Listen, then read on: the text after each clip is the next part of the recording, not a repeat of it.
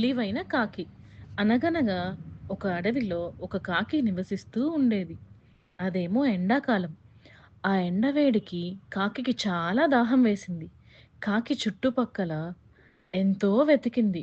కానీ నీరు మాత్రం ఎక్కడా కనిపించలేదు. అలా నీరు కోసం ఎంతో దూరం వెతుకుతూ వెళ్ళింది. కానీ ఎక్కడా నీరు కనపడలేదు. అలా వెతుకుతూనే ఉంది. కానీ నీరు దొరకనే లేదు. ఎంతో అలసిపోయిన ఆ కాకి ఓపిక తెచ్చుకొని చాలా సేపు ఎగురుతూనే ఉంది. అలా కొంతసేపు వెతకగా ఆ కాకికి ఒక కుండ కనిపించింది. ఎంతో సంతోషంగా ఆ కుండ దగ్గరికి వేగంగా ఎగురుతూ వెళ్ళింది కాకి. కానీ ఆ కుండలో నీరు చాలా కొద్దిగా ఉంది. కాకి నీటిని అందుకోలేకపోయింది.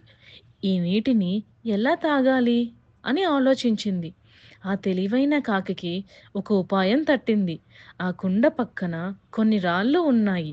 ఆ కాకి ఒక రాయిని తెచ్చి కుండలో వేసింది.